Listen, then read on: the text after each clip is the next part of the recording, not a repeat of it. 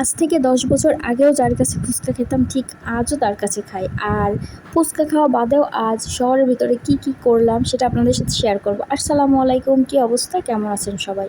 আশা করছি সবাই ভালো আছেন, সুস্থ আছেন। তো শহরের ভিতর আজ কেন গেছিলাম সেটা মূলত প্রথম ডিসিশনই ছিল ফুচকা খাওয়া। আর ফুচকা খাওয়া বাদেও কিছু ঘরের জিনিস কেনার ছিল, টুকটাক, যেরকম ঘর মোছার জন্য যেটা দরকার। আসলে কয়েকদিন যাবৎ আমাদের কাজের মেয়েটা আসছে না, তো একটু ভালো ঘর মোছার যেটা পাওয়া যায় সেটা, যে মাঝে মাঝে আমরাও একটু মুছতে পারবো। আর ওটা কেনা হয়ে গেলে আমরা একটু বাজারের ভিতরে ঢুকেছিলাম খুঁটিনাটি কিছু কেনার জন্য। তো দেখতে পারছেন। আর বাজারে যে পরিমাণে গরম, আসলে এখন বাইরে যাওয়া খুবই টাফ ব্যাপার, প্রচুর পরিমাণে গরম, তাই বের হতে একটু কষ্ট হয়। তারপরও কিছু জিনিস তো কেনার থাকে। আর আমরা বাজার থেকে কিছু লেবুও কিনেছিলাম। আর এখানে একটা শপে, মানে মুদি শপে ঢুকলাম, যেখান থেকে আমি কিছু চকলেট নিয়েছি, তারপরে চিপস নিয়েছি, আর ওয়েফারও নিয়েছি। আর এই তো এখানে হৃদয় আর কি যেন কিনতেছিল, এই যে এই ওয়েফারটা কিন্তু সেই রকমের মজা। তো এরপর আমাদের সেই মামার কাছে চলে আসলাম, এই তো আমাদের সেই ফুচকা মামা।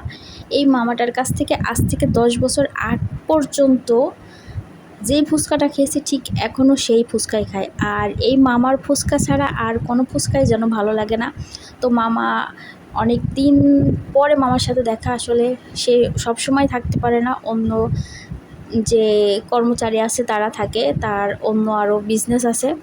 সে কিন্তু শুধুমাত্র এই বিজনেসই করে না, তার অন্য আরও বিজনেস আছে। তো মামার হাতের ফুচকা তো কি বলবো, মানে আমি সারা ঝিনাইদহ কেন, ঢাকা শহরেও এরকম মজার ফুচকা পাই না।